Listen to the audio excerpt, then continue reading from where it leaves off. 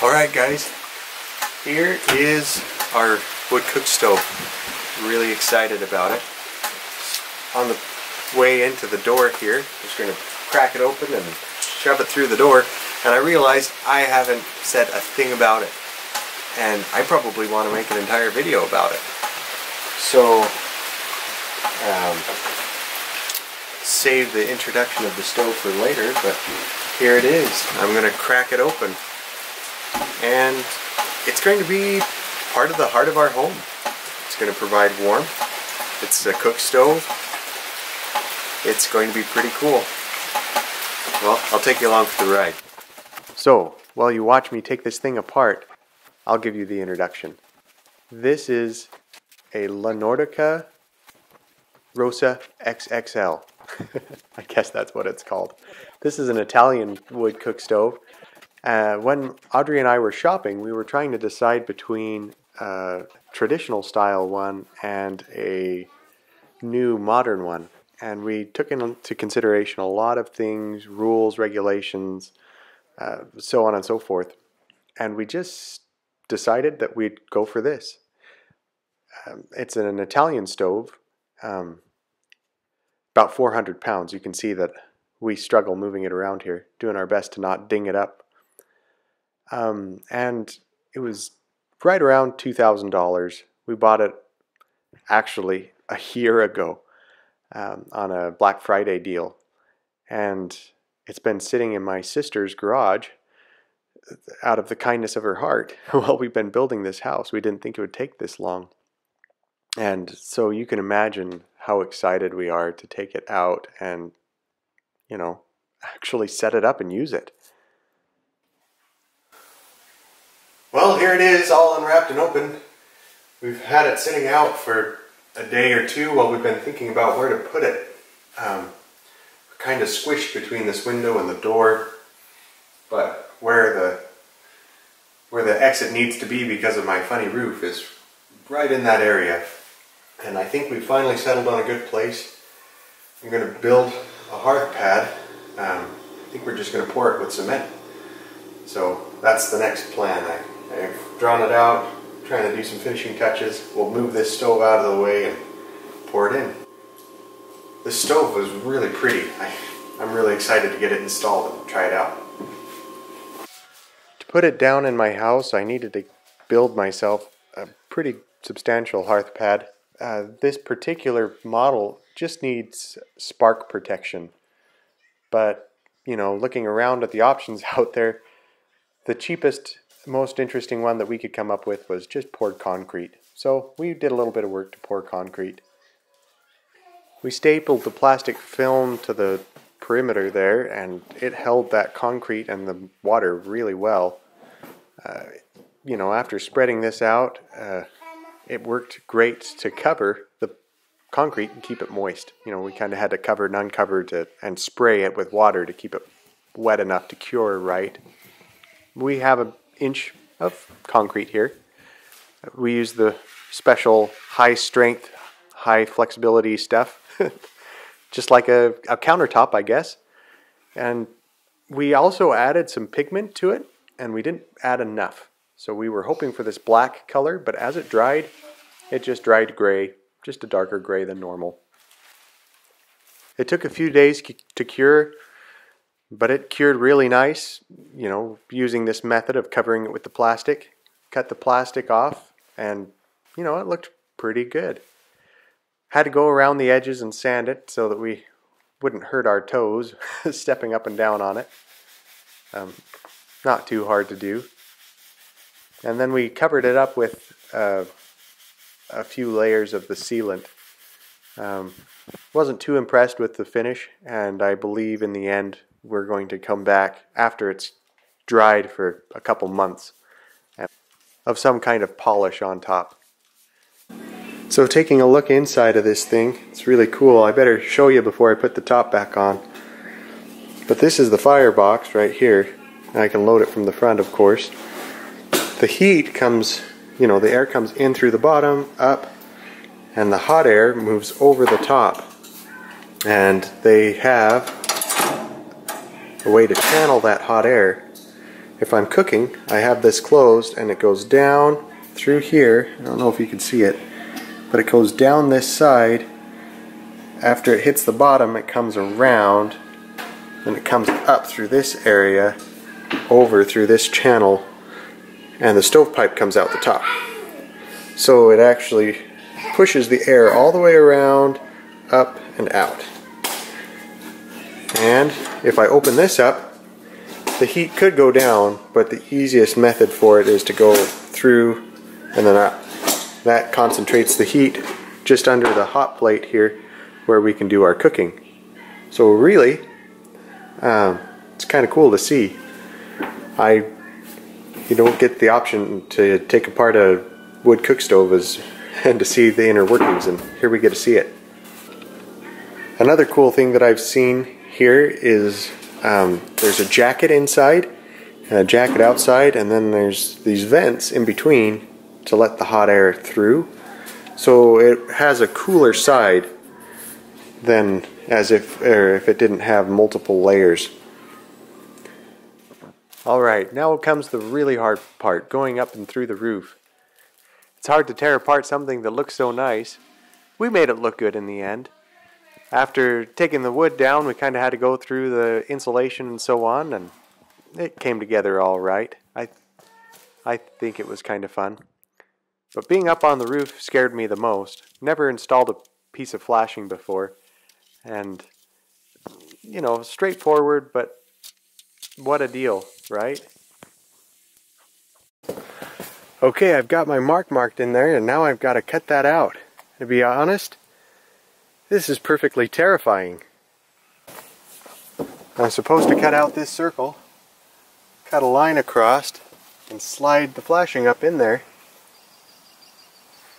If I get this wrong, I've got a big gaping hole in my roof. Yuck. Well, what can you do? Here goes.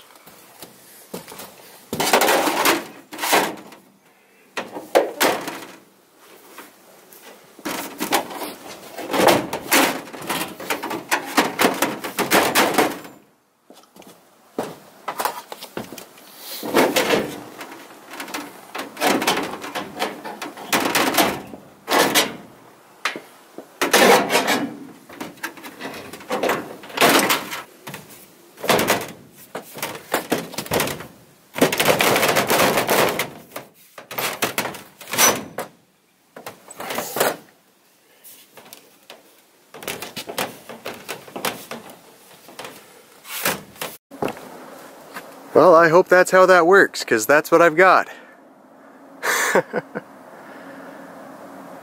Looks like it fits okay. Now I'm going to pull it back out and make the chimney work. Then I'll put it back in, I guess. Whatever order is needed there.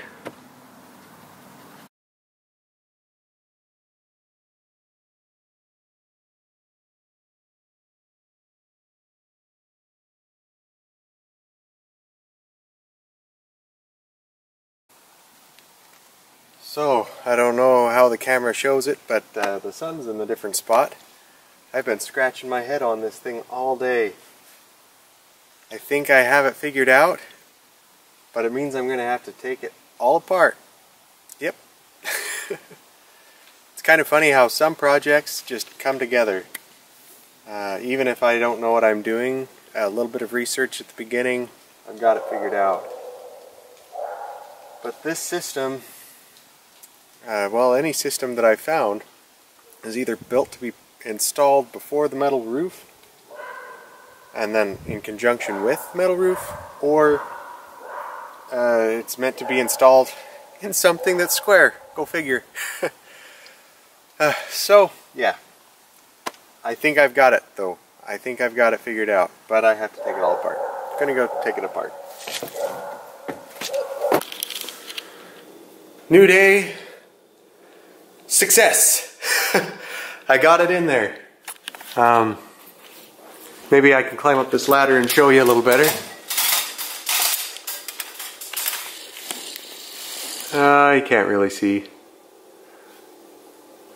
basically I had to build it backward a little bit, and it's in there. It's in there solid. I can do a pull-up on that thing, and it does not move. So it should hold the rest of my chimney pipe, and if it doesn't, there's another problem, like hurricane or something, inland hurricane, because those happen, right? Anyway, I'll just tell you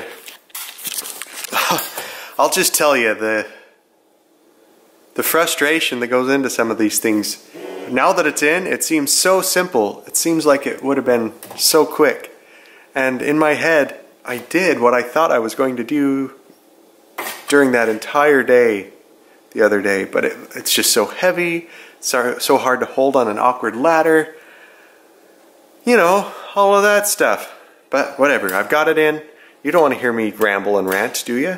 Anyway, let me go and put the rest of the pieces on there, and we'll be done. I'm so excited. Oh, I should say though, speaking of putting other pieces on and being done, I've got this stack of the rest of the pieces right here, ready to go. But one thing, with all my questions, I started searching online, and I found that all of this stuff is half the price on Amazon. You know, a local supplier, you don't want to look at the boxes. A local supplier is a very important thing, and I feel a little conflicted. I want to support him, so I've decided that all of the outside pieces I'll buy from him. But it's like $1,000 difference by the time all is said and done.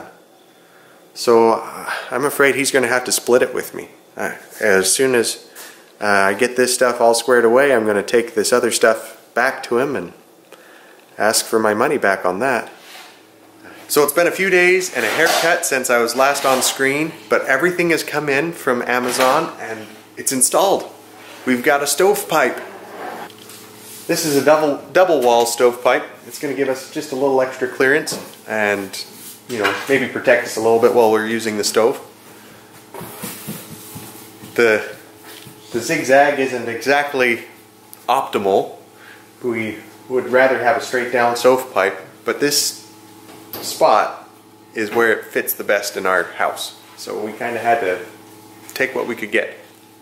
Just have a little bit of fun cleaning the thing when the time comes, right? Anyway, I'm excited. I want to get a fire in here. Let's see if this thing works, huh?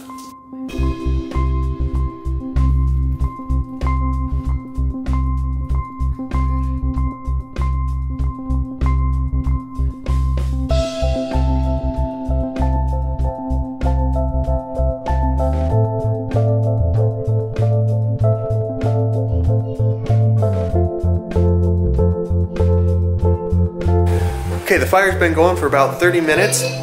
This has been really fun. We're really excited here in the house. We've been doing this roller coaster thing, like saying, wow, cool, fire, you know, and then, wait, smoke. We've been burning off the oils off the top, and I'd forgotten about that. So the top started to smoke, and I thought smoke was coming out, the backdraft or something, and luckily, no problem like that. It's just the oil's burning off. We've got some color changing here, boiling water, so it's hot enough to boil water. I'm assuming eventually this will discolor all the way across the top and get this really good black color. Excited about that. And then here, we're getting some heat inside the oven. I've got it turned going through the oven and it's working. That means we can cook. I have to admit, I'm not exactly sure what 100 Celsius is versus 100 Fahrenheit, but you know what? We're excited to learn that too.